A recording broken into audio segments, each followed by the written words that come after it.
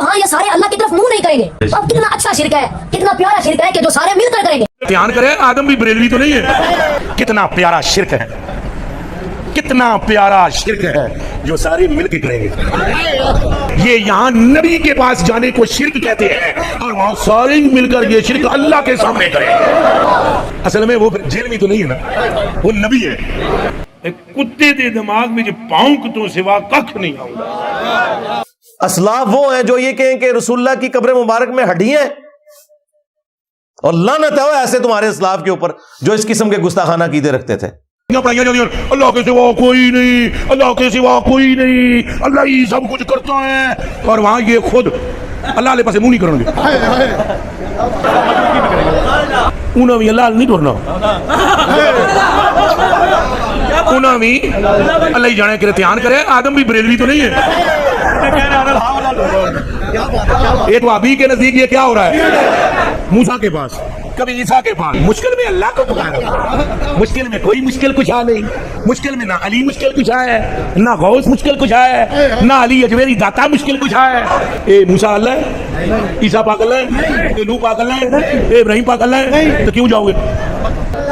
हुण दसो जी, सारे नबियों को फिर भरा के आखिर में किन के पास पहुंचे? ईसा पास। रल के बोलो, हाथ खड़ा करके कैसे पहुंचे?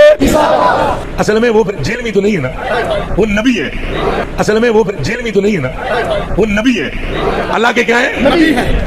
हजूर फरमाते हैं फिर वो ईसा कहेंगे, ईसा मुहम्मद, जोर से बोलो सल्लल्लाहु। और वहां ये खुद अल्लाह के पास मुंह नहीं करेंगे। कितना प्यारा शिरक है जो सारे मिलके करेंगे। वहाँ ये सारे अल्लाह की तरफ मुंह नहीं करेंगे। अब कितना अच्छा शिरक है, कितना प्यारा शिरक है कि जो सारे मिलकर करेंगे। कादिर दिया मैं गल्लां सुनावा अपने बाबे दियां ते तुहानू पुट्ठा कर कर मारा। मैं तो अल्लाह की कसमें डरदा, जेड़ियां गल्लां बाबे गौस पाक ने फरमाइयां। आप दा एक मुरीद हो गया फौत। हुण सुनो, फरमाते एक बंदा फौत हो गया तो उसकी कब्र में जब फरिश्ते उसको अजाब देने लगे ना गुर से, तो बाबा और चले गए कब्र। हुण मिर्जा जेल में बोलेगा, उठे गौस पाक कहां से चले गए? एक कुत्ते दे दिमाग में पाउंक तो सिवा कख नहीं आऊंगा। कुत्ते दे दिमाग में पाउंक तो सिवा कख नहीं आऊंगा, कख नहीं आऊंगा कि कैसे ये कब्र से निकले गए। बाबे और फरमाते हैं भाई वो मुरीद था मेरा गौस पाक, तो मैंने अपने रब से कहा परवरदिगारा निस्बत मेरी है, इन्हू छड़ दे। तो अल्लाह पाक ने फरमाया ये गल बड़ी लंबी है, मैं विचों हज़फ कर रहा हूं। अल्लाह पाक ने इरशाद फरमाया फरिश्तियों हट जाओ पीछे, अब्दुल कादिर विच पै गए। अल्लाह अकबर। एक वक्त आएगा लोग अपने इस्लाफ को बुरा कहेंगे। तो मैं अक्सर सोचा करता था यार कोई हजरत जुनैद बगदादी को भी बुरा कहेगा, कोई हजरत बायजीद बुस्तामी को भी बुरा कहेगा, कोई हुजूर गौसे आजम को भी बुरा कहेगा, कैसे होगा ये? तो हजरत फिर जेलम के उस लौंडे ने बता दिया कि ऐसे होगा। तो मुझे दुख होता है कि मैं इस दौर में हूँ कि जिस दौर में हुजूर गौसे आजम के लिए कहा जा रहा है कि वो तशाई कोई, कि जिस दौर में हजरत बायजीद के लिए कहा जा रहा है कि बायजीद तशाई कोई, उस जेलम के लौंडे ने साबित कर दिया कि बायजीद बुस्तामी के मानने वाले, यजीद अब्बे दे मनने वाले, जो ये बकवास करता था, भोंकता था कि क़यामत वाले दिन मोहम्मद और तमाम अंबिया मेरे झंडे के नीचे होंगे और मेरा झंडा मोहम्मद के झंडे से भी बड़ा होगा। अब ये बात मैं इसलिए कर रहा हूं कि ये लोग इस बात को मानते हैं, ये इनकारी नहीं है। अभी फतवा सिर्फ मुफ्ती मुनीब साहब ने चिश्ती रसूल के ऊपर दिया है। हाँ, अभी बहुत सा काम बाकी है। इन इबारतों पे कोई फतवे नहीं है, इनकी तावील करते हैं शतहियात के नाम के ऊपर और पता नहीं क्या कुछ बातें करते हैं। खैर, मैं इसको काफी दफा टॉपिक में डिस्कस कर चुका हूं, आज मेरा वो टॉपिक नहीं है। आज जो टॉपिक है वो जो बगदादी साहब है या वो जो छोटा पीर, उसने चंद एक जुमले उनसे रट के तो बयान किए हैं और ये समझ रहे हैं कि हमारे हाथ कोई ऐसी हदीस लग गई है बुखारी और मुस्लिम की कि जिसके जरिए हम अपने मन घड़त अकायद की तरवीज कर सकेंगे। तुम लोगों का क्या लेना देना? बाबों के मानने वाले लोग कुरान और सुन्नत कभी खोल के तुम लोगों ने पढ़ा नहीं है और आज हदीस शिफात सुना के हमें बता रहे हो कि क़यामत वाले दिन सब के सब लोग रसूलुल्लाह सल्लल्लाहु अलैहि वसल्लम के कदमों में हाजिर होंगे। और तुम तो वो हो कि कहते हो कि हमें अब्दुल कादिर जिलानी आके बचाएंगे। इसी बगदादी ने कहा था ना, छड़ दो विच अब्दुल कादिर पै गया जे। कादिर दिया मैं गल्लां सुनावा अपने बाबे दियां ते तुहानू पुट्ठा कर कर मारा। میں تو اللہ کی قسم ڈردا جہاں گلاں بابے غوث پاک نے فرمائیاں آپ دا ایک مرید ہو گیا فوت. ہن سنو فرماتے ایک بندہ فوت ہو گیا تو اس کی قبر میں جب فرشتے اس کو عذاب دینے لگے نا گر سے تو بابا اور چلے گئے قبر. ہن مرزا جیلمی بولے گا اچھے غوث پاک کہاں سے چلے گئے؟ ایک کتے دے دماغ میں جو پاؤنک تو سوا ککھ نہیں آؤں. کتے دے دماغ میں پاؤنک تو سوا ککھ نہیں آمدہ ککھ نہیں آمدہ کہ کیسے یہ قبر سے نکلے گئے. بابے اور فرمانے ہیں بھائی وہ مرید تھا میرا غوث پاک, تو میں نے اپنے رب سے کہا پروردگارہ نسبت میری ہے انہوں چھڑ دے. تو اللہ پاک نے فرمایا ایک گل بڑی لمبی ہے میں وچوں حذف کر رہا. اللہ پاک نے ارشاد فرمایا فرشتیوں ہٹ جاؤ پیچھے. عبد القادر وچ پہ گئے. اللہ اکبر. ہاں دوسری طرف یہی آپ کو وہ حدیث شفاعت سنا رہا ہے کہ اس دن آدم علیہ السلام, نوح علیہ السلام, ابراہیم علیہ السلام, موسیٰ علیہ السلام کچھ کام نہیں آئیں گے. بھئی جس دن انبیاء کا یہ حال ہے کہ وہ نفسی نفسی کہہ رہے ہیں تو وہاں عبد القادر جیلانی کیسے بیچ میں پڑھ سکتا ہے؟ انبیاء کے جیسا ہے ہی کوئی نہیں. تیرا عبد القادر جیلانی تو شاہ ہی کوئی نہیں. کہتے بابے تو شاہی کوئی نہیں. جی بابے تو شاہی کوئی نہیں انبیاء کے مقابلے پہ. تم لوگوں نے کہا تھا نا کہ بڑے سے بڑا غوث کتب ابدال ہو ایک صحابی کے گھوڑے کے قدموں کی خاک کے برابر نہیں, یہ کہتے تھے نا. تو میں تو بڑا ہلکا جملہ بول رہا ہوں کہ رسول اللہ کے مقابلے پہ بابے تشائی کوئی نہیں. تم لوگ تو کہتے تھے یہ تو جانوروں سے بھی بدتر ہے بابے, صحابہ کرام کے جانوروں سے بدتر ہیں. حالانکہ میں اس عقیدے کو نہیں ٹھیک مانتا کہ کسی کلمہ گو اہل قبلہ کو کتنا بھی گیا گزرا ہو کہ اسے جانوروں سے بدتر کہا جائے. لیکن یہ چونکہ کہتے تھے کہ ان کے غوث کتب ابدال صحابہ کرام کے جانوروں سے بھی بدتر ہیں, بلکہ ان کے قدموں سے لگی ہوئی جو دھول ہے نا وہ بہتر ہے. تو جب ہم کہتے ہیں کہ رسول اللہ کے مقابلے پہ باب تشائی کوئی نہیں تو یہ کہتے ہیں گستاخی ہو گئی ہے. ان کا آپ یعنی انٹلیکچوئل لیول دیکھ لیں, ان کی کامن سینس دیکھ لیں, وہ بھی ان کے اندر موجود نہیں ہے. اچھا اس کے اندر انہوں نے کچھ جملے بولے ہیں, میں آپ کو وہ سناتا ہوں کہ وہ کیا بات کر رہے ہیں.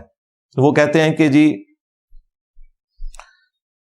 نقلیں اتارنے کے انداز میں انہوں نے یہ گفتگو کی ہے جیسے کسی کی نقل اتاری جاتی, یعنی انہوں نے اللہ کو ہمارے کھاتے میں ڈالا ہے. اور بازید بستامی جو یہ کہتا تھا کہ میرا جھنڈا محمد کے جھنڈے سے بھی بڑا ہوگا نعوذ باللہ, اس کے ماننے والے نے نبی علیہ السلام کو اپنے کھاتے میں ڈالنے کی کوشش کیا. نکلو ادھروں ہے تو اڑا کے لینا دینا رسول اللہ نال صلی اللہ علیہ وآلہ وسلم. لیوائی اعظم من لیوائی محمد کے ماننے والوں تمہارا کیا لینا دینا. تو وہ نقلیں اتارتے ہوئے کہتا ہے کہ جی یہ کہتے ہیں اللہ کے سوا کوئی مشکل کشا نہیں, اللہ کے سوا کوئی حاجت روا نہیں.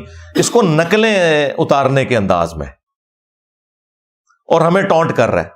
اور وہ کہتا ہے قیامت والے دن دیکھیں سب کے سب رسول اللہ کے پاس آئیں گے صلی اللہ علیہ وآلہ وسلم. تم نے تو بازید بستامی کے پاس جانا ہے نا, اور جو اس کے ساتھ قیامت کے دن ہونا ہے نا, ہماری تو دعا ہے تمہیں, بد دعا نہیں میں کہتا, دعا ہے کہ تمہارے ساتھ بھی وہی کچھ ہو اگر تم لوگوں نے توبہ نہ کی مرنے سے پہلے. اس کے بعد پھر وہ کہتے ہیں کہ جی یہ لوگ اس دن اللہ کی طرف منہ نہیں کریں گے. یعنی وہ یہ بتانا چاہ رہے ہیں کہ ہم جو ہیں وہ نعوذ باللہ رسول اللہ کے ماننے والے ہیں, وہ اپنے آپ کو یہ پیش کرنے کی کوشش کر رہے ہیں, حالانکہ یہ بازید کے ماننے والے. اور جو انجینئر صاحب ہیں یا ان کے اسٹوڈنٹس ہیں یا باقی لوگ جو ہیں یہ اللہ کے ماننے والے ہیں, یعنی وہ اللہ کو اون نہیں کر رہے. اس کے بعد وہ کہتے ہیں کہ یہاں یہ لوگ سفارش کے منکر ہیں اور وہاں یہ انبیاء کرام علیہ السلام سے ہوتے ہوئے رسول اللہ تک پہنچیں گے صلی اللہ علیہ وآلہ وسلم. جی ہم نے تو وہاں ہی پہنچنا ہے, آپ نے جانا ہے بازید بستامی کے پاس, اور جدھر اس نے جانا ہے نا اس نے تمہیں بھی اپنے ساتھ ہی وہاں لے کے جانا ہے, نہ سو ادھروں. اچھا اس کے بعد اس کے اوپر انہوں نے جو جملہ بولا جو تھم نیل کے اوپر بھی لکھا ہے, کہتا ہے کہ جی کتنا پیارا شرک ہے جو ہم سب کے سب مل کر کریں گے. یار شفاعت رسول کے عقیدے کو صلی اللہ علیہ وآلہ وسلم کون شرک کہتا ہے ولیعوذ باللہ تعالی. پھر اس نے ایک جملہ اس میں بولا, وہ کہتا ہے کہ جب یہ انبیاء کرام علیہ السلام سے ہوتے ہوئے لوگ پہنچیں گے نا رسول اللہ تک, تو آدم علیہ السلام بھی اللہ کے پاس نہیں بھیجیں گے بلکہ نوح علیہ السلام کے پاس بھیجیں گے، اور نوح علیہ السلام جو ہیں وہ موسیٰ علیہ السلام کے پاس، اور وہ ابراہیم علیہ السلام کے پاس، وہ عیسیٰ علیہ السلام کے پاس۔ تو اس نے ایک جملہ بولا ہے کہ دھیان کرنا کدھر آدم علیہ السلام بھی تے بریلوی نہیں نے۔ اچھا یہ جملہ میں بولتا نا تو انہوں نے کہنا تھا انہوں نے گستاخی کر دی ہے، حالانکہ میں اسے گستاخی نہیں سمجھتا، یہ سمجھانے کے لیے اسی طریقے سے بات کی جاتی ہے، لیکن ان کی ڈاکٹرن میں یہ گستاخی ہے جب یہ بول رہے ہیں نا کہ بھی آدم علیہ السلام بھی بریلوی ہیں۔ اب میں اگر کہوں نا کہ آدم علیہ السلام بھی علمی کتابی ہیں یا صرف مسلم ہیں تو انہوں نے کہنا دیکھو جی یہ تو آدم علیہ السلام کو اپنے فرقے میں شامل کر رہا ہے، حالانکہ ہمارا تو فرقہ ہی نہیں ہے۔ فرقوں کی تو چندہ بک ہوتی ہے، ایک بڑا ہوتا ہے، اور فرقوں کی سب سے بڑی نشانی ہے کہ وہ یہ کہتے ہیں باقیوں کے پیچھے نماز نہیں ہوتی، باقی سارے کافر ہم مسلمان، ہم تو چندے بھی تمہیں دیں، نمازیں تمہارے پیچھے پڑھیں، مسجد کوئی الگ نہیں بنائی، وہ گالی جو تمہارے بزرگوں کو لگتی ہے ہمیں تو نہ دو۔ اب اس غم کو تو میں ختم نہیں کر سکتا کہ تمہارے بزرگ یہ سارا گند کر کے گئے، ایک دوسرے کو کافر کہہ کے گئے، ایک دوسرے سے اپنی مسجدیں الگ کر کے گئے، چندہ بک الگ کر کے گئے، یہ ساری گندگی اگر میرے اندر نہیں ہے تو تمہیں اس بات کا غم کیوں نہیں جا رہا؟ مان لو کہ نہیں ہے میرے اندر وہ گندگی، اور صرف اتنا ماننا کافی نہیں بلکہ یہ بھی کہنا پڑے گا کہ ان کے اندر یہ گندگی موجود تھی۔ اور پھر اینڈ پہ جب لوگ پوچھیں نا کہ انجینئر صاحب گندی مکھی ہیں، گند پہ بیٹھتے ہیں، تو آپ نے پھر کہنا کہ انجینئر صاحب کو کچھ نہ کہا کریں، یہ گند ہمارے بزرگوں کا تھا، انجینئر صاحب تو گند صاف کر رہے ہیں، انجینئر صاحب گندی مکھی نہیں ہے، گند ہمارے بزرگوں نے پھیلایا تھا، قصور انجینئر صاحب کا نہیں، قصور ہمارے بزرگوں کا ہے۔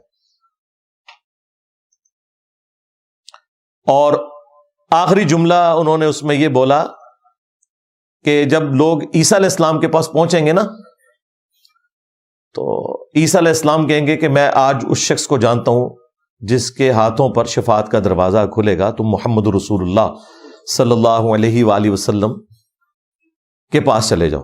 اس پہ پتہ انہوں نے کیا بولا ہے کہ وہ عیسیٰ علیہ السلام ہوں گے، جیل میں نہیں ہوں گے، یعنی میرا وہ کہہ رہا ہے کہ وہ عیسیٰ علیہ السلام ہوں گے، وہ انجینئر نہیں ہوگا۔ بھائی انجینئر تو بھیج ہی رسول اللہ کے پاس رہا ہے صلی اللہ علیہ وآلہ وسلم۔ بایزید بستامی کے ماننے والوں، جو کہتا تھا میرا جھنڈا محمد کے جھنڈے سے بھی اونچا ہوگا اور محمد اور تمام انبیاء میرے جھنڈے کے نیچے ہوں گے، اس بایزید بستامی کے ماننے والے ہمیں کہہ رہے ہیں کہ جی عیسیٰ علیہ السلام جو ہے وہ جیل میں نہیں ہوں گے۔ یہ کہنا چاہیے تھا کہ عیسیٰ علیہ السلام بابی نہیں ہوں گے، کتابی ہوں گے، یہ کہنا چاہیے تھا تجھے۔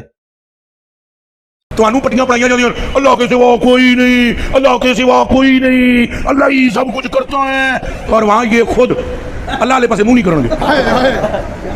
کتنا پیارا شرک ہے، کتنا پیارا شرک ہے جو سارے مل کے کریں گے۔ یہ یہاں نبی کے پاس جانے کو شرک کہتے ہیں اور وہاں سارے مل کر یہ شرک اللہ کے سامنے کریں گے۔ انہوں بھی اللہ نہیں ٹورنا، انہوں بھی اللہ ہی جانے کے لیے دھیان کرے۔ آدم بھی بریلوی تو نہیں ہے، یہ تو ابھی کے نزدیک یہ کیا ہو رہا ہے؟ موسیٰ کے پاس، کبھی عیسیٰ کے پاس، مشکل میں اللہ کو پکارا، مشکل میں کوئی مشکل کچھ نہیں، مشکل میں نہ علی مشکل کچھ ہے، نہ غوث مشکل کچھ ہے، نہ علی اجمیری داتا مشکل کچھ ہے۔ اے موسیٰ اللہ ہے، عیسیٰ پاک اللہ ہے، اے نوح پاک اللہ ہے، اے ابراہیم پاک اللہ ہے، تو کیوں جاؤ گے؟ ہوں دسو جی، سارے نبیوں کو پھر پڑھا کے آخر میں کن کے پاس پہنچے؟ عیسیٰ پاس۔ رل کے بولو، ہاتھ کھڑا کر کے کسے پہنچے؟ اصل میں وہ جیل میں تو نہیں ہے نا، وہ نبی ہے۔ اصل میں وہ جیل میں تو نہیں ہے نا، وہ نبی ہے، اللہ کے کیا ہے؟ نبی ہے۔ حضور فرماتے ہیں پھر وہ عیسیٰ کہیں گے محمد، زور سے بولو صلی اللہ، اور وہاں یہ خود اللہ علیہ پاس منہ نہیں کریں گے۔ کتنا پیارا شرک ہے جو سارے مل کے کریں گے، وہاں یہ سارے اللہ کی طرف منہ نہیں کریں گے۔ اب کتنا اچھا شرک ہے، کتنا پیارا شرک ہے کہ جو سارے مل کر کریں گے۔ دیکھیں اب یہ اگر اس طرح کا جھوٹا الزام میرے اوپر نہ لگاتے تو ان کے بابے بھی تختہ مشق نہ بنتے۔ میں نے آپ کو بارہا یہ چیز کھول کر بیان کی ہے کہ جو بھی رسول اللہ صلی اللہ علیہ وآلہ وسلم کی ختم نبوت کی برکت سے اس پلیٹ فارم کی دعوت حق کو بدنام کرنے کی کوشش کرے گا، میں نے سیدھا اس کے بزرگوں کو ہاتھ ڈالنا ہے، میں نہیں چھڑنا کوئی پاپا، چولہا تو ہڈیاں لا کے رکھ دینی نے ایک چیز تھی رسول اللہ تو توبہ کی تھی نا، حالے تو بہت کچھ باقی ہے. ایک ایک چیز سے توبہ کرو گے انشاءاللہ تعالی. تو یہ جو ان کے 5-6 جملے ہیں، انشاءاللہ میں اسے مختصر سے وقت میں ریبٹل کروں گا، تاکہ جو بریلوی عوام ہے نا ان کو ہمارا مقدمہ کلیئر ہو جائے کہ ہم قرآن و سنت کی روشنی میں کون سی بات پبلک کے سامنے رکھ رہے ہیں، اور ان کے علماء کس طریقے سے قرآن و سنت کی تعلیمات کو بگاڑ کر اپنے بابوں کی تعلیمات قرآن و سنت کے نام کے اوپر بیچ رہے ہیں، چندے کھا رہے ہیں، جائیدادیں بنا رہے ہیں، آوازیں لگا رہے ہیں مکے اور مدینے کی، لیکن سواریاں پھینک رہے ہیں بغداد شریف میں، اجمیر شریف میں، دیوبند شریف میں، بریلی شریف میں. آوازیں لگا رہے ہیں قرآن و سنت کی، لیکن تعلیمات سکھا رہے ہیں صوفیاء کی. اور سب سے بڑھ کر انہوں نے غداری اتنی بڑی کی ہے کہ نام لیا ہے اللہ اور اس کے رسول کا عز و جل و صلی اللہ علیہ وآلہ وسلم، اور تعلیمات بالکل قرآن و سنت کے اپوزٹ پھیلائی ہیں. اس لیے لوگ کہتے ہیں کہ جی جناب یہ انجینئر صاحب نے آ کے جو باتیں کرنی شروع کی ہیں، اس سے تو لگ رہا ہے کہ پرانے سارے غلط تھے.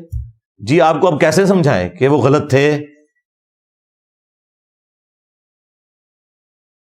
وہ ایک ہمارے جو مرشد پاک ہیں مصباحی صاحب، وہ کہہ رہے ہیں کہ جی میں نے تو زندگی میں سوچا بھی نہیں تھا کہ ہمارے بزرگوں کو کوئی برا کہے گا.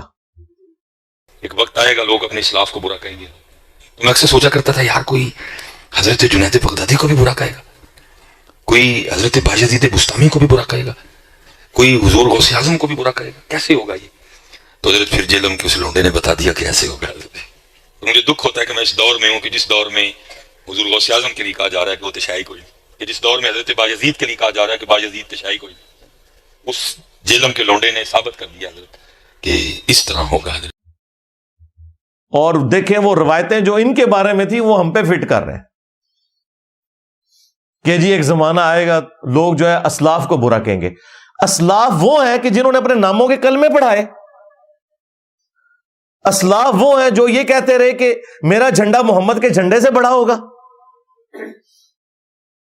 اسلاف وہ ہیں جو رسول اللہ کے اوپر ایک صحابی کی بیوی کے اوپر عاشق ہو جانے کی تہمت لگائے.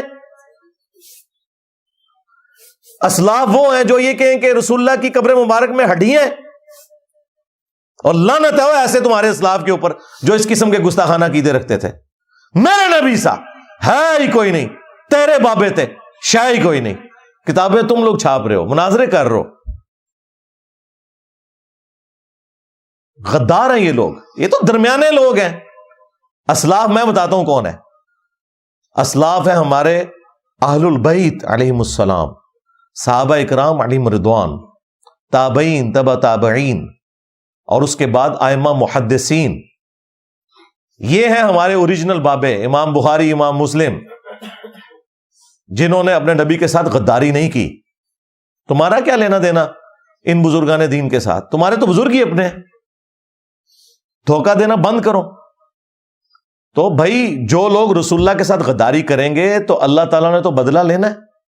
اِنَّا كَفَيْنَاكَ الْمُسْتَهْزِئِينَ، اے نبی آپ کا ٹھٹا اور مذاق اڑانے والوں کے مقابلے پر ہم آپ کو کفایت کریں گے. ہاں یہ اللہ کا وعدہ تھا، اور دیکھیں اللہ تعالیٰ نے اپنا وعدہ کیسا پورا کیا. 1200 سال میں انہوں نے جتنی عزت اویل کی تھی نا، 12 سال کے اندر اللہ تعالیٰ نے ان کی مٹی پلید کر کے رکھ دی ہے. کتنی بڑی بلا ان کے اوپر چھوڑ دی ہے. میرے نبی سا ہے ہی کوئی نہیں، تیرے بابے تھے شاہ ہی کوئی نہیں. اب یہ وکٹم کارڈ نہ کھیلو کہ جی ہمارے اسلاف کو برا کہہ رہے ہیں. وہ اسلاف ہے ہی نہیں ہے بھائی، وہ درمیان کے لوگ ہیں. یہ وہ اسلاف ہیں جنہوں نے صحابہ کے ساتھ، اہل البیت کے ساتھ، اور سب سے بڑھ کر رسول اللہ کے ساتھ غداری کی ہوئی ہے صلی اللہ علیہ وآلہ وسلم. انہوں نے اپنے اسلاف کے ساتھ غداری کی ہے. ہم صرف ان بابوں کو مانتے ہیں جو کتابوں کو مانتے ہیں. جو کتابوں کے غدار ہیں ان بابوں کے لیے کوئی عزت نہیں ہے. اور یہ جو اکثر لوگ کہتے ہیں نا جی وہ انجینئر صاحب دیکھیں قرآن پاک میں ہے کہ لوگوں کے جھوٹے خداؤں کو برا نہ کہو کہ وہ تمہارے سچے خدا کو برا کہیں گے. تو آپ ذرا ان کے بابوں کے اوپر ہاتھ ہولا رکھا کریں. اچھا، اس کا مطلب یہ ہے کہ آپ ہمیں یہ کہنا چاہ رہے ہیں کہ ہم جن کے بابوں کو چھیڑ رہے ہیں یہ کسی اور دین کے ماننے والے ہیں؟ یہ آج بابوں کے ماننے والے یہودی ہو جائیں، کرسچن ہو جائیں، ہندو ہو جائیں، ہم ان کے ساتھ اسی کے تحت ڈیل کریں گے. وَلَا تَسُبُّوا الَّذِينَ يَدْعُونَ مِن دُونِ اللَّهِ فَيَسُبُّوا اللَّهَ عَدْوًا بِغَيْرِ عِلْمٍ، کہ لوگوں کے جھوٹے خداؤں کو برا مت کہو. لیکن جب تم ہمارے خدا کا نام لوگے، ہمارے نبی کا نام لوگے، تو پھر تمہاری سزا ہوگی غداری والی. آج بھی جو UNO میں قیدیوں کے جو احکامات ہیں نا، چارٹر کے اندر جو ان کے حقوق ہیں، وہ مخالف فوج کے قیدیوں کے لیے ہیں. اپنی فوج کا کوئی شخص غداری کرے تو اس کی سزا سیدھی سیدھی قتل ہے. اس طریقے سے کافروں کے ساتھ ڈیلنگ ڈیفرنٹ ہے. ان کے لیے یہی آیت ہے، یہ کافروں کے بارے میں آیت ہے کہ لوگوں کے جھوٹے خداؤں کو برا نہ کہو. تم تو مسلمان ہونے کے دعوے دار تھے، اس کا مطلب ہے تم خود ہی کہتے ہو کہ ہم کسی دوسرے مذہب کے ماننے والے ہیں. ٹھیک ہے، نکل جاؤ، پھر ختم ہوگی بات. لیکن اگر تم کہو کہ ہم مسلمان ہیں تو بھئی مسلمان جو ہوگا پھر وہ اللہ اور اس کے رسول کے ساتھ غداری نہیں کر سکتا. عز وجل و صلی اللہ علیہ وآلہ وسلم. پھر غداروں کے لیے سیدنا عمر کی تلوار ہے اور انجینئر صاحب کی زبان ہے.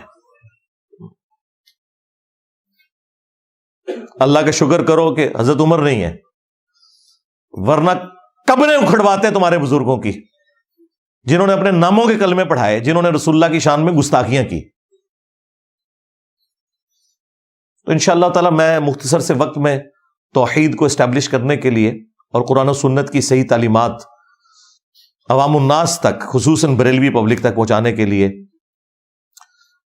اس پوری جو ان کی تقریر کے اندر جو اقوال زرعی ہیں ان کو انشاءاللہ ریبٹل کروں گا.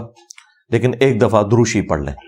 اللہم صلی علی محمد وعلی آل محمد واصحاب محمد وازواج محمد وامت محمد اجمعین الی یوم الدین آمین.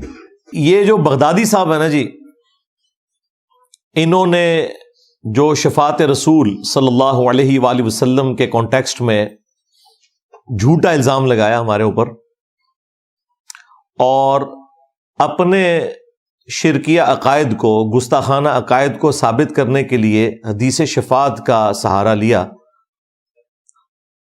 بیسیکلی اس کے پیچھے جو ان کے پائنیئر ہیں نا، وہ اعلی حضرت احمد رضا بریلوی صاحب ہیں، المتوفا 1340 ہجری بمطابق 1921. ان کی ڈیتھ کا یہ رہی ہے. انہوں نے ایک نعت میں شعر کہا، آج لے ان کی پناہ، آج مدد مانگ ان سے، پھر نہ مانیں گے قیامت میں اگر مان گیا. وہ کہتے ہیں کہ قیامت والے دن تو نے ماننا ہی ہے، رسول اللہ سے مدد مانگنی ہے. شفاعت کے کانٹیکسٹ میں اس دنیا میں مدد مانگ، قیامت میں تو نے مان لینی ہے یہ مدد، لیکن اس وقت پھر رسول اللہ نے تیری مدد نہیں کرنی، کیونکہ انہوں نے تجھے قبول نہیں کرنا، کہ چونکہ نے دنیا میں رسول اللہ کو مشکل کشا نہیں مانا تھا. اللہ کے بندو، شفاعت رسول صلی اللہ علیہ وآلہ وسلم کے عقیدے کا اس سے کیا لینا دینا کہ آپ اس دنیا میں اللہ کے محبوب صلی اللہ علیہ وآلہ وسلم کے دنیا سے تشریف لے جانے کے بعد، جب کہ ہماری اب ان سے کوئی کمیونیکیشن ہو ہی نہیں سکتی ڈائریکٹلی، قیامت کے ساتھ اسے جوڑ کر اور اپنا عقیدہ ثابت کرنے کی کوشش کریں. حدیث شفاعت تو بالکل برحق ہے. میں نے اس کے اوپر کئی ایک ویڈیوز ریکارڈ کروائی ہیں. شفاعت رسول کا عقیدہ آپ لکھیں یوٹیوب کے اوپر تو میری ویڈیوز کھل جائیں گی بڑی تفصیل کے ساتھ. یہ حدیث صحیح بخاری میں بھی ہے، صحیح مسلم کے اندر بھی ہے، اور کئی ایک طرق اس کے بخاری مسلم میں آئے ہیں. مشہور زمانہ یہ حدیث ہے، اور اس حدیث کے اینڈ پہ جا کر اللہ کے محبوب صلی اللہ علیہ وآلہ وسلم نے باقاعدہ سورہ بنی اسرائیل کی آیت بھی تلاوت کی، عسیٰ ان یبعثک ربک مقاما محمودا. نبی علیہ السلام نے فرمایا کہ چاہو تو قرآن پڑھ کر دیکھو، وہاں بھی اس کا ذکر موجود ہے کہ ان قریب اے محبوب صلی اللہ علیہ وآلہ وسلم، تمہارا رب تمہیں اس مقام پر فائز کرے گا جو مقام محمود ہے، جہاں ہر شخص آپ کی حمد اور تعریف کر رہا ہوگا. ظاہر ہے قیامت کے دن کے مہمان خصوصی جو ہیں وہ رسول اللہ صلی اللہ علیہ وآلہ وسلم ہیں. اللہ تعالیٰ نے جو شفاعت کا دروازہ ہے وہ اللہ کے محبوب صلی اللہ علیہ وآلہ وسلم کے ہاتھوں پر کھولنا ہے. اور جب آپ صلی اللہ علیہ وآلہ وسلم کے مبارک ہاتھوں پر شفاعت کا دروازہ کھلے گا، پھر اللہ تعالیٰ کے اذن سے فرشتے بھی شفاعت کریں گے.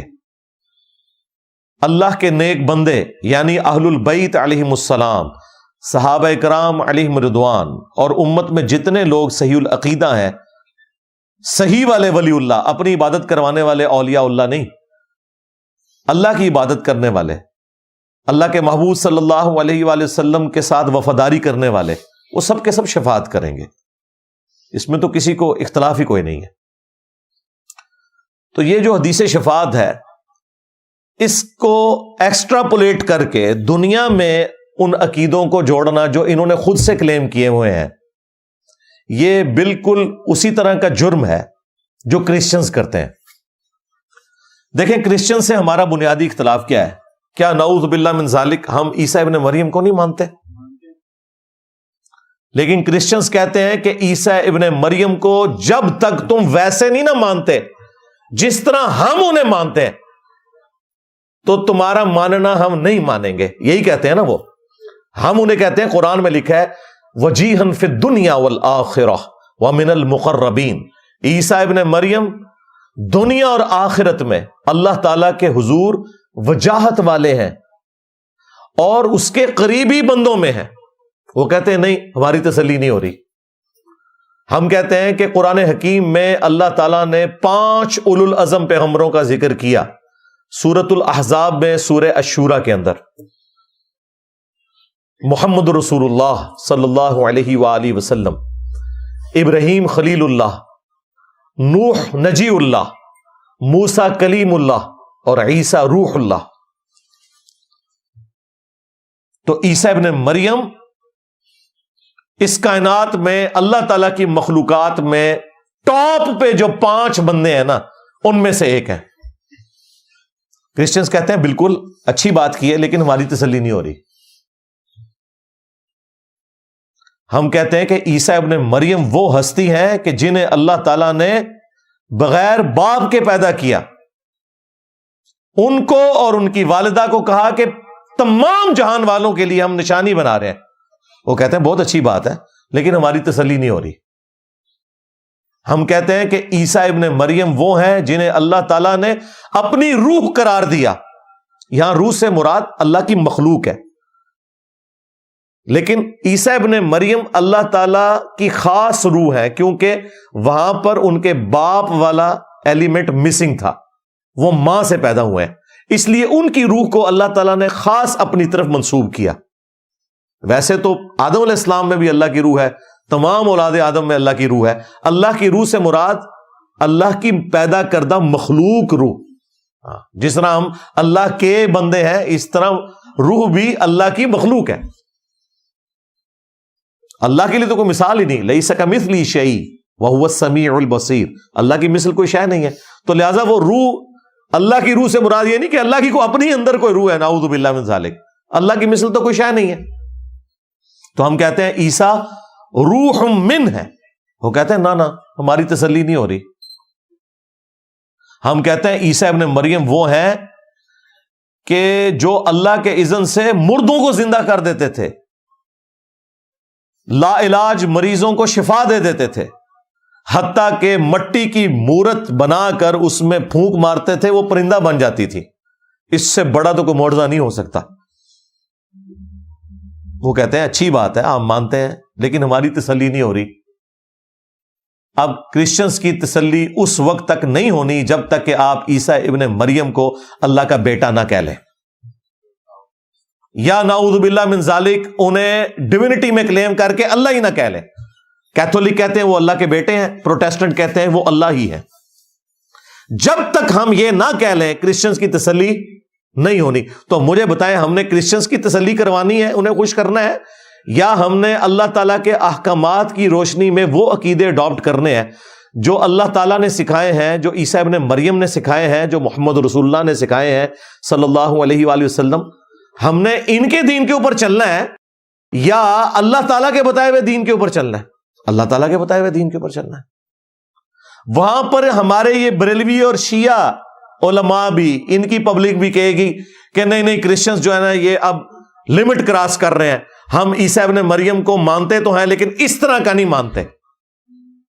یعنی کہ میری زبان میں ہم عیسیٰ ابن مریم کو مانتے ہیں لیکن ویسا نہیں مانتے جیسا کہ کرسچنز ہم سے منوانا چاہتے ہیں۔ بس رسول اللہ صلی اللہ علیہ وآلہ وسلم کو ہم سب کچھ مانتے ہیں لیکن ویسا ماننے کے لیے تیار نہیں جو بریلوی ہم سے منوانا چاہتے ہیں۔ ہم وہ مانیں گے جو خود رسول اللہ نے ہمیں تعلیم کیا ہے۔ دیکھا کتنا بڑا پھکا دیتا ہے میں صلی اللہ علیہ وآلہ وسلم۔ جیسے ہی کہنا آپ نبی الاسلام کو نہیں مانتے، ان کو آپ عیسیٰ ابن مریم کو نہیں مانتے، اگ لا دو، انہوں نے کار ہی اگ لاؤ تاکہ انہوں نے پتہ لگے۔ وہ کہیں نہیں ہم عیسیٰ علیہ السلام کو مانتے ہیں، ان کو مانو اللہ کا بیٹا، کہیں گے نہیں یہ نہیں ہم مانتے۔ کیوں نہیں مانتے؟ نہیں نہیں اللہ تعالیٰ نے منع کیا ہے۔ ہاں لقد کفر الذین قالوا ان اللہ هو المسیح ابن مریم، بے شک وہ لوگ کھلا کفر کر رہے ہیں جو کہہ رہے ہیں کہ عیسیٰ ابن مریم ہی اللہ ہے۔ وقال المسیح، جبکہ مسیح تو خود یہ کہا کرتے تھے یا بنی اسرائیل، اے اولاد یعقوب، اے بنی اسرائیل، اعبدوا اللہ ربی و ربکم، عبادت کرو اس رب کی جو میرا بھی رب ہے اور تمہارا بھی رب ہے۔ انہ من یشرک باللہ فقد حرم اللہ علیہ الجنہ، یاد رکھنا بے شک جو کوئی اللہ تعالی کے ساتھ شرک کرے گا اللہ نے اس پہ جنت حرام کر دی ہے۔ وَمَأْوَاهُ النَّارُ، اور اس کا ٹھکانہ ہے جہنم کی آگ۔ وَمَا لِلظَّالِمِينَ مِنْ أَنصَارٍ، اور وہاں ان ظالموں کا کوئی مددگار نہیں ہوگا۔ اللہ تعالیٰ تو اپنے عقائد میں بالکل واضح ہے، اور عیسیٰ ابن مریم کی صفائی اللہ نے خود پیش کی ہے کہ کرسچنز نے ان کی طرف غلط عقیدے منسوب کیے ہیں۔ انہوں نے تو خطبہ دیا تھا کہ میں بھی اللہ کا بندہ ہوں۔ صحیح بخاری میں حدیث ہے، دیکھنا میری شان کو اس طرح بلند نہ کرنا جس طرح کرسچنز نے عیسیٰ ابن مریم کو بڑھا دیا۔ میں اللہ کا بندہ اور اس کا رسول ہوں، مجھے اللہ کا بندہ اور اس کا رسول ہی کہنا۔ محمدن عبدہ ورسولہ، تو اللہ کے محبوب صلی اللہ علیہ وآلہ وسلم نے بالکل واضح دین امت کو دیا ہے جو قرآن و سنت کے اندر آیا ہوا ہے۔ ہم نے نہ اس میں کوئی چیز ایڈ کرنی ہے نہ اس میں سے کوئی چیز مائنس کرنی ہے، لہذا ہمیں یہ دھونس لگانا، ایک چیز کو لے کے دوسری چیز ثابت کرنے کی کوشش کرنا، یہ تو ظالموں اسی طریقے سے ہے کہ کوئی شخص قرآن سے آیت اٹھائے کہ حضرت آدم علیہ السلام کو فرشتوں نے سجدہ کیا، تو چونکہ محمد رسول اللہ امام الانبیاء ہیں صلی اللہ علیہ وآلہ وسلم، ہم بھی انہیں سجدہ کر سکتے ہیں، تو مجھے بتائیے یہ ایکسٹراپولیٹ ہو سکتا ہے عقیدہ؟ ہم کہیں گے بھائی اس وقت جائز تھا۔ اب ابو داؤد اٹھا کے دیکھو، نبی علیہ السلام نے تو صحابی کو ڈانٹ دیا اور کہا جب میں فوت ہو جاؤں گا تم میری قبر سے گزرو گے، کیا وہاں پر بھی مجھے سجدہ کرو گے؟ ان کا نہیں یا رسول اللہ۔ فرمایا پھر مجھے کیوں سجدہ کر رہے ہو؟ اگر میں سجدہ جائز سمجھتا تو بیویوں سے کہتا کہ اپنے خاوندوں کو سجدہ کریں اس حق کے سبب جو اللہ نے دیا ہے۔ تو ہم ایکسٹراپولیٹ نہیں کر سکتے اس طریقے سے۔ یہ تو اسی طریقے سے ہے کہ کوئی شخص کہ قرآن میں لکھا ہوا ہے یو فون، لکھا ہوا ہے قرآن میں یو فون، ایک تو آپ کا موبائل نیٹ ورک ہے نا یو فون، لیکن قرآن والا یو فون اور ہے اور یہ mobile network Ufone اور ہے۔ قرآن میں مسقالہ بھی لکھا ہوا ہے، ہاں مسقال ذرۃ خیر یرا، ہاں لیکن قرآن میں مسقال اور ہے اور جو یہ مسقال ہے موبائل والی یہ اور ہے۔ تراویح ثابت ہو گئی ہیں جی۔ ظاہر ہے جب قرآن و سنت سے کوئی چیز ثابت نہ ہو تو تراویح سے وی بن جاتا ہے نا، جب 20 نہ ثابت ہو رہا ہو تو تراویح۔ اس طرح چیزیں نہیں بھائی ثابت ہوتی ہیں، علم کی دنیا ہے، یہاں آپ کو دلائل سامنے رکھنے پڑیں گے، مقدمہ پیش کرنا پڑے گا۔ شفاعت رسول صلی اللہ علیہ وآلہ وسلم برحق ہے، اس کو نہ ماننے والا گمراہ ہے، بدمذہب ہے، جہنمی ہے۔ لیکن شفاعت رسول کا عقیدہ ایکسٹراپولیٹ کر کے آپ دنیا میں فرشتوں کو، پیغمبروں کو، جنوں کو یا بزرگوں کو مدد کے لیے پکارنا شروع کرتے۔ تو قرآن میں کئی جگہ پہ آیا، سورۃ الاحقاف میں تو اس کا کلائمیکس ہے کہ جن ہستیوں کو یہ پکار رہے ہیں، قیامت والے دن وہ ہستیاں ان کی دشمن ہو جائیں گی اور کہیں گی کہ ہمیں تو پتہ ہی نہیں تھا یہ ہمیں پکارا کرتے تھے۔ عبد القادر جیلانی نہیں کہہ دینا کہ مجھے تو پتہ ہی کوئی نہیں سی،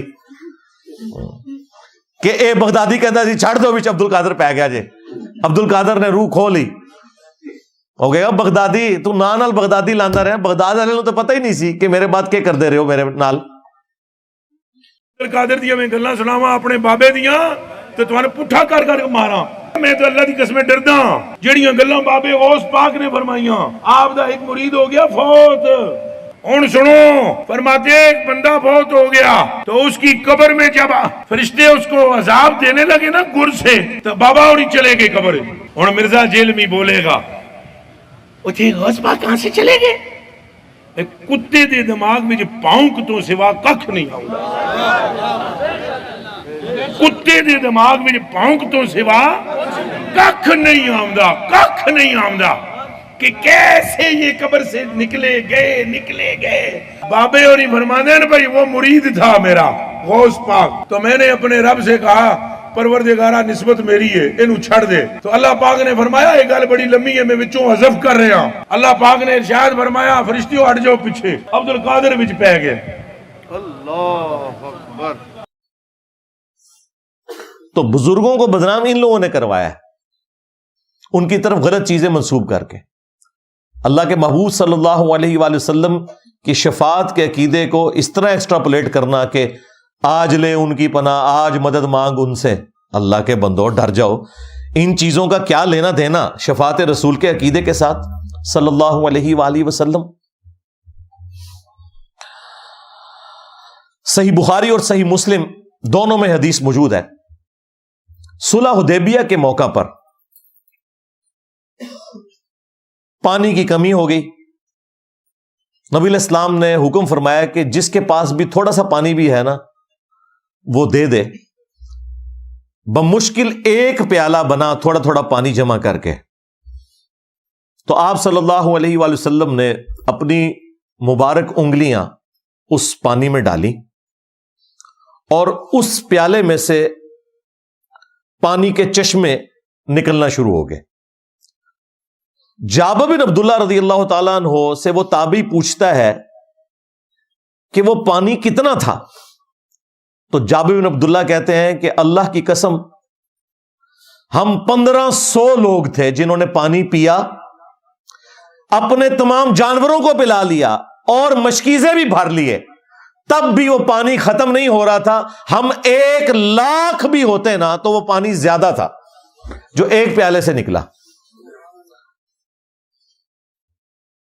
اسی کانٹیکسٹ میں ایک اور حدیث ہے صحیح مسلم میں کہ ایک دفعہ ایک سفر کے دوران کھانے پینے کی قلت ہو گئی، تو سیدنا عمر نے رسول اللہ سے ریکویسٹ کی صلی اللہ علیہ وآلہ وسلم، یا رسول اللہ ہم نے کچھ پانی تھوڑا سا جمع کیا ہے اور تھوڑا سا کھانا ہے، تو آپ ذرا اس میں برکت کی دعا فرما دیں، کیونکہ حضرت عمر کو پتا تھا کہ نبی علیہ السلام جب برکت کی دعا کریں گے تو وہ تھوڑا سا پانی بھی سب کے لیے کفایت کر جائے گا، اور وہ کفایت کر گیا،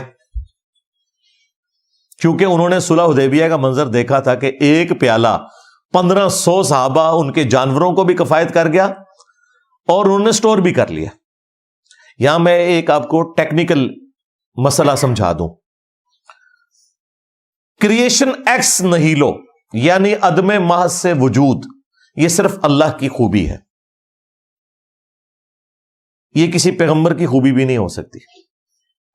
اسی لیے نبی علیہ السلام کچھ ہوتا تھا نا تو اس میں انگلیاں ڈالتے تھے یا برکت کی دعا کرتے تھے تو وہ بڑھتا تھا۔ ایسا کبھی نہیں ہوا کہ کچھ بھی نہ ہو اور یوں کریں اور وہ چیز سامنے آ جائے۔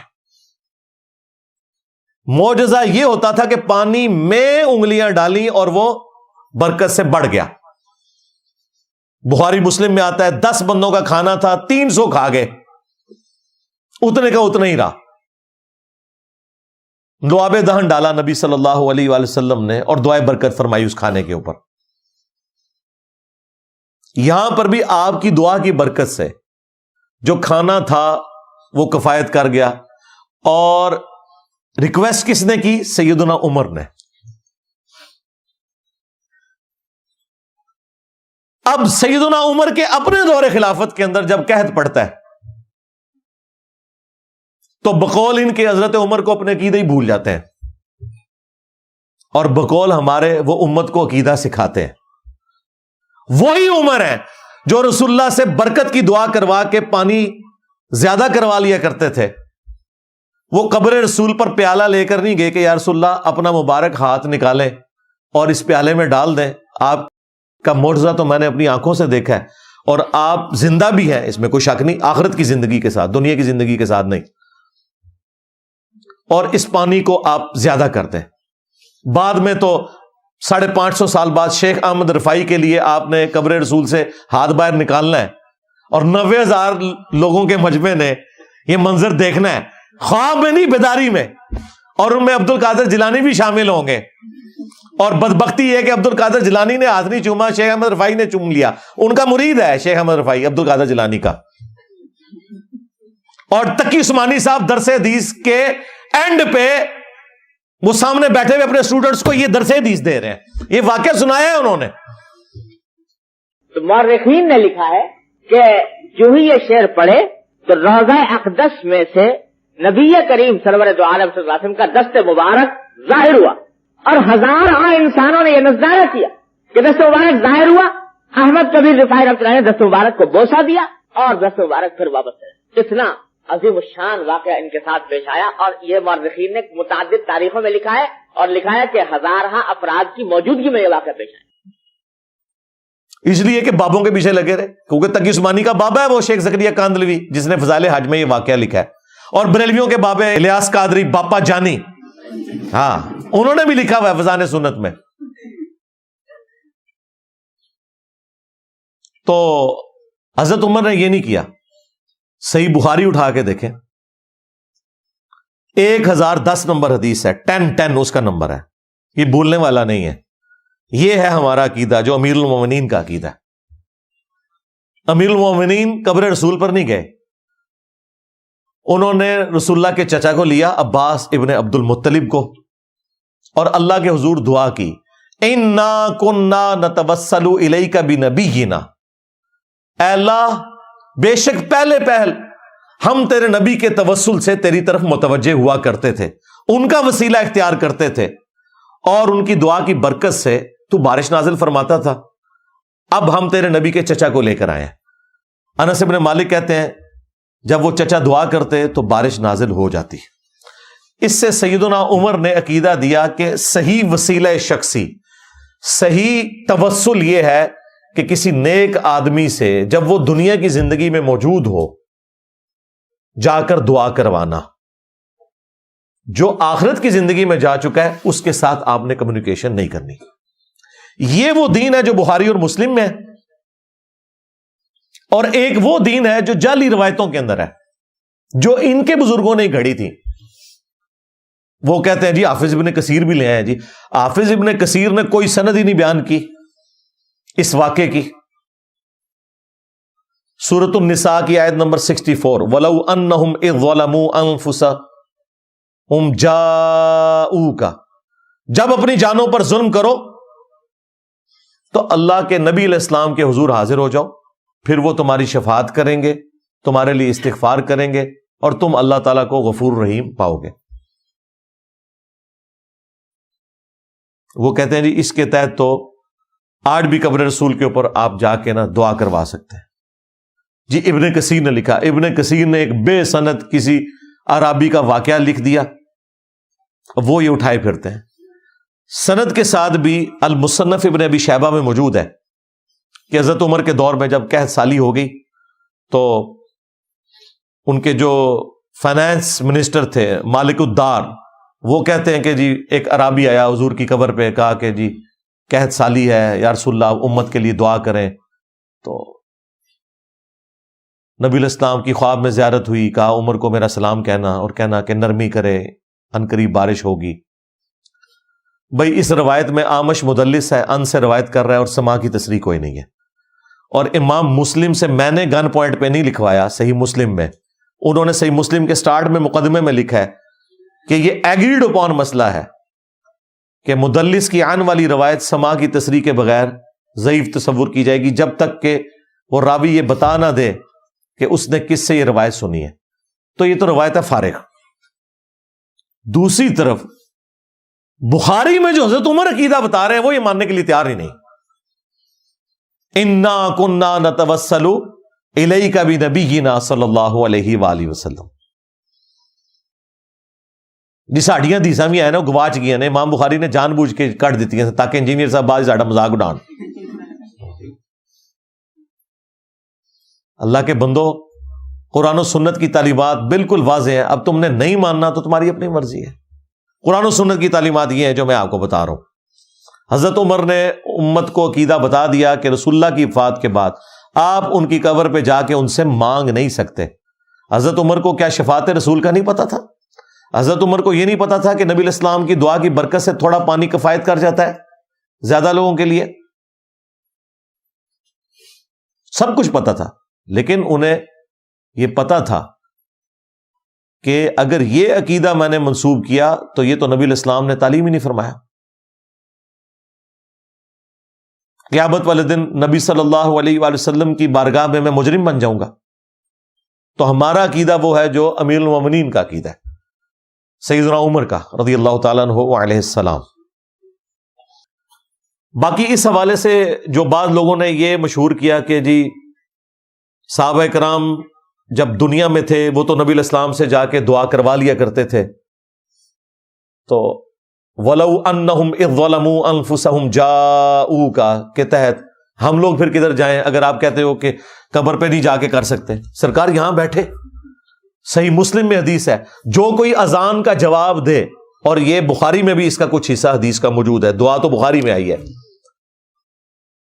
اذان کا جواب دے یعنی مؤذن والے کلمات کو ریپیٹ کرے، اس کے بعد مجھ پر درود شریف پڑھے، اور پھر الوسیلہ والی دعا مانگے، جو جنت میں ایک مقام ہے اللہ تعالیٰ نے مجھے عطا فرمانا ہے، وہ جنت کا مقام بھی ہے اور مقام شفاعت بھی ہے، تو جو کوئی میرے لیے مقام وسیلہ کی دعا کرے گا میری شفاعت اس کے لیے قیامت والے دن حلال ہو جائے گی۔ تو الحمدللہ وَلَوْ أَنَّهُمْ إِذْ ظَلَمُوا أَنفُسَهُمْ جَاءُوكَ، پوری دنیا کے مسلمان اپنے گھر میں بیٹھے ہوئے روزانہ 5 اذانوں کا جواب دے کر اپنے لیے شفاعت واجب کروا سکتے ہیں، فارمولے تو موجود ہیں۔ تو یہ جو بلیک میل کرتے تھے جی نبی الاسلام نے بعد والوں کو کیا محروم چھوڑ دیا کہ بعد والے لوگ جو ہیں وہ نبی الاسلام کی شفاعت پھر کیسے مانگیں گے اگر قبر پہ حاضر نہیں ہوں گے؟ صحابہ کرام تو دعائیں کروا لیتے تھے، ہم کیا کریں گے؟ ہمیں نبی الاسلام نے وظیفہ تعلیم فرما دی ہے کہ تم نے اذان کا جواب دینا ہے، درود شریف پڑھنا ہے، الوسیلہ والی دعا مانگنی ہے، میری شفاعت آٹومیٹکلی تمہارے لیے حلال ہو جائے گی۔ الحمدللہ۔ باقی قبر رسول سے مانگنا، اس پہ میری ایک تفصیلی ویڈیو ریکارڈ ہے، قبر رسول سے متعلق عقیدہ، گنبد خضرا سے متعلق عقیدہ، صحیح عقیدہ کیا ہونا چاہیے، قبر رسول کی حاضری کا طریقہ، یہ ساری کی ساری چیزیں میں نے الحمدللہ الگ سے ویڈیوز میں ریکارڈ کروا دی ہوئی ہیں، جسے شوق ہے تو وہ تفصیل کے لیے وہ والی ویڈیوز دیکھ لیں۔ یہ جو آیت ہے وَلَوْ أَنَّهُمْ إِذْ ظَلَمُوا أَنفُسَهُمْ جَاءُوكَ، اس سے اگلی آیت بھی ہے اور وہ ہے فَلَا وَرَبِّكَ لَا يُؤْمِنُونَ حَتَّى يُحَكِّمُوكَ، اے نبی مجھے تیرے رب ہونے کی قسم یہ کبھی بھی ایمان والے نہیں ہو سکتے جب تک کہ اپنے ہر معاملے میں تمہیں حاکم نہ مان لیں، اور پھر جو تم فیصلہ فرما دو اسے اپنے دل سے نہ مان لیں، یعنی صرف زبانی کلامی نہیں ماننا، اندر سے بھی ماننا ہے کہ جو نبی الاسلام نے میرے حق میں فیصلہ کیا ہے اگرچہ میرے خلاف بھی ہے وہ درست فیصلہ ہے، تو یہ مومن ہی نہیں ہو سکتے۔ اب مجھے بتائیے اگر اس آیت سے کوئی یہ رزلٹ نکالنا شروع کر دے کہ دنیا کی عدالتیں ختم کر دی جائیں.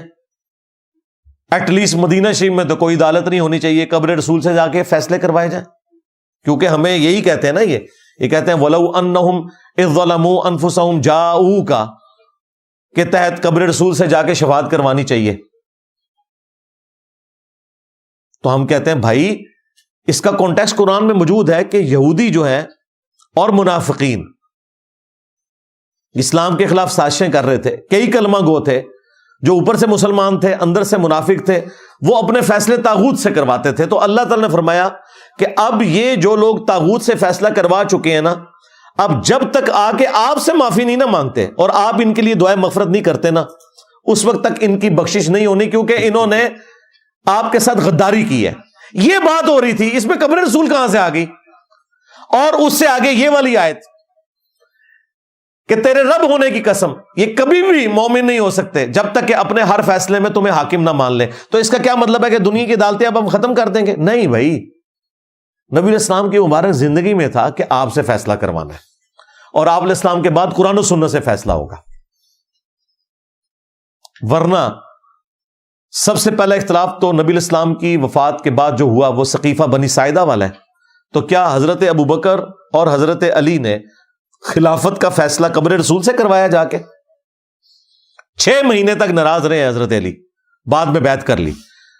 کسی کو یہ وام بھی نہیں آیا کہ بھئی قرآن میں لکھا ہوا ہے وَلَوْ أَنَّهُمْ إِذْ ظَلَمُوا أَنفُسَهُمْ جَاءُوكَ, یا لکھا ہوا ہے قرآن کے اندر کہ فَلَا وَرَبِّكَ لَا يُؤْمِنُونَ حَتَّى يُحَكِّمُوكَ, تو رسول اللہ سے جا کے فیصلہ کروا لیتے. انہیں پتا تھا کہ نبی علیہ السلام کی وفات کے بعد اب قبر رسول سے جا کے نہ ہم مانگ سکتے ہیں نہ آپ سے کوئی بات کر سکتے ہیں. بعد میں جنگ جمل کے لیے جب سیدہ عائشہ اسی حجرے سے نکل کے گئی ہیں تو نبی علیہ السلام نے تو قبر مبارک سے ہاتھ نہیں باہر نکالا. جنگ صفین کے موقع کے اوپر تحکیم کا مسئلہ ہوا ہے, کسی نے قبر رسول سے آ کے فیصلہ نہیں کروایا. اگر آپ سمجھتے ہیں کہ اس طرح آیات کو جنرلائز کرنا ہے, بعض آیات جنرلائز بھی ہیں لیکن بعض اسپیسیفک ہیں. آج کی ڈیٹ میں انہیں جنرلائز کرنا ہے تو قرآن و سنت کی روشنی میں فیصلہ کرنا ہوگا, نہ کہ قبر رسول پہ جا کے فیصلہ کروانا ہوگا. ہاں, آج رسول اللہ دنیا میں موجود ہوں, ہم اپنا چھوٹے سے چھوٹا مسئلہ, بڑے سے بڑا مسئلہ ڈائریکٹ رسول اللہ کے سامنے جا کے رکھیں گے, بالکل رکھیں گے. صحیح بخاری اور صحیح مسلم دونوں کے اندر حدیث موجود ہے. حضرت ابو ہریرہ کہتے ہیں کہ میں نبی صلی اللہ علیہ وآلہ وسلم سے جو سنتا تھا بھول جاتا تھا. میں نے آپ سے شکایت کی تو نبی صلی اللہ علیہ وآلہ وسلم نے فرمایا کون ہے جو آگے بڑھے اور میں اس کے لیے دعا کروں اور وہ کبھی نہ بھولے؟ تو کہتے ہیں سب سے پہلے میں آگے بڑھا, حضور نے کہا اپنی چادر ادھر کر, اور آپ نے یوں کر کے چادر میں رکھا اور کہا اسے اپنے سینے سے لگا لے. کہتے ہیں اللہ کی قسم اس کے بعد میں کوئی حدیث نہیں بھولا. میں علماء عرب اور وہابی علماء کی اس تقسیم کو نہیں مانتا جو وہ کہتے ہیں ما فوق الاسباب اور ما تحت الاسباب. میں کہتا ہوں کہ اللہ کے نبی علیہ السلام ما فوق الاسباب چیزیں بھی اللہ کے اذن سے دے سکتے ہیں جب دنیا میں موجود تھے. اب حافظہ کسی کو دینا یہ اسباب میں تو داخل نہیں ہے یار. حافظہ جو ہے یہ اسباب کی چیز نہیں, اسباب کی چیزیں تو اور ہیں. معجزہ ظاہر ہوا. بخاری مسلم دونوں میں حدیث ہے, بارش نہیں ہو رہی تھی, ایک شخص کھڑا ہو گیا, یا رسول اللہ دعا کریں بارش ہو. نبی علیہ السلام نے دعا فرمائی. جمعے کے خطبے میں وہ کھڑا ہوا, اتنی بارش ہوئی. صحابہ کرام کہتے ہیں کہ ہم جب گئے تھے تو بالکل آسمان خالی تھا, واپسی پہ اتنی بارش ہوئی کہ پورا ہفتہ بارش ہوتی رہی, حتیٰ کہ اگلے جمعے میں وہی شخص دوبارہ کھڑا ہو گیا کہ یا رسول اللہ بارش بہت زیادہ ہو گئی ہے, دعا یہ کریں کہ ہمارے گھروں پر بارش نہ ہو, ہمارے گھر ٹپکنا شروع ہو گئے, صرف ارد گرد کی زمینوں پہ بارش ہو. نبی علیہ السلام نے اپنے مبارک انگلیوں سے اشارہ کیا بادلوں کی طرف, بادل پھٹ گئے اور ارد گرد بارش شروع ہو گئی اور مدینے کے گھر جو ہے بارش سے محفوظ ہو گئے. تو رسول اللہ سے ہی جا کے عرض کریں گے. بخاری اور مسلم دونوں میں حدیث موجود ہے, غزوہ خیبر کے موقع کے اوپر مولا علی علیہ السلام کو رسول اللہ نے بلایا جب فتح نہیں ہو رہی تھی. کہا گیا وہ تو اشوب چشم کے مرض میں مبتلا ہیں. آپ نے فرمایا کہ لے کر آؤ انہیں. آپ نے مبارک لعاب اپنی تھوک مبارک ان کی آنکھوں میں لگائی, شفا ہو گئی. وائرل ڈیزیز ہے, 15 سے 20 دن چاہیے ریکوری کے لیے, اسی ٹائم شفا ہو گئی. اور یہاں ہمیں شیعہ بتا رہے ہیں کہ رسول اللہ نے مولا علی کو مدد مانگی, اور ڈب مرو ہے. جس بندے کی آنکھیں نہیں کھل رہی تھیں, تھوک مبارک کی برکت سے اس کی آنکھیں کھلی ہیں, اس کا مشکل کشا رسول اللہ ہے یا وہ رسول اللہ کا مشکل کشا ہے؟ نسے تو ہے. دماغ بھی نہیں کام کرتا ان لوگوں کا. یہ تو مولا علی کے لیے اعزاز تھا کہ اللہ تعالیٰ نے اپنے محبوب صلی اللہ علیہ وآلہ وسلم کی مبارک دعا کی برکت سے انہیں شفا بھی دی اور ان کے ہاتھوں کے پر فتح ہو گئی. تو آج کوئی بھی مسئلہ ہو ہم رسول اللہ کے پاس ہی جائیں گے. وہ صحیح بخاری میں بڑی مشہور حدیث ہے, نبی الاسلام نے ایک صحابی کو ایک کام سے بھیجا, واپسی پہ انہوں نے قلعے کی دیوار سے چھلانگ نیچے لگائی, پنڈلی کی ہڈی ٹوٹ گئی. انہوں نے اپنی پگڑی اتاری اور ٹانگ کو اس پگڑی کے کپڑے سے باندھ کر لنگڑاتے ہوئے نبی الاسلام کی خدمت میں حاضر ہوئے کہ یا رسول اللہ آپ کا کام کر دیا. آج کل تک کوئی ہوتا کہتا دیکھو تھوڑے پیچھے لت بھی بنوا لی ہے میں, یہ نہیں کہا. نبی الاسلام نے کہا لنگڑا کے کیوں چل رہے ہو؟ کہا یا رسول اللہ وہ واپسی پہ پکڑے جانے کے خوف سے میں نے قلعے کی دیوار سے چھلانگ لگائی تو ہڈی ٹوٹ گئی. آپ نے فرمایا ادھر کر, سیدھی کی, اپنا مبارک ہاتھ پھیرا. وہ کہتے ہیں اللہ کی قسم میری ٹانگ ایسے ہو گئی کہ کبھی ٹوٹی ہی نہیں تھی. اب یہ وہ معجزہ ہے جو فزیکل فینومینا آف نیچر کو توڑنے والا ہے. میڈیکلی یہ پاسبل ہی نہیں ہے کہ اتنے کم کیورنگ ٹائم کے اندر ہڈی بالکل ٹھیک ہو جائے. یہ معجزہ ہی تھا. لیکن مجھے بتائیں, آج اگر کسی کی پنڈلی کی ہڈی ٹوٹ جائے تو کیا وہ قبر رسول پہ جائے گا کہ یا رسول اللہ معجزے تو آپ کے قیامت تک باقی ہیں, تو اپنا ہاتھ مبارک باہر نکالیں, میں نے اپنی پنڈلی کی ہڈی ٹھیک کروانی ہے؟ ہم اسے پھر بیوقوف ہی سمجھیں گے نا. اسے بتائیں گے کہ بھائی بخاری میں ہی لکھا ہوا ہے.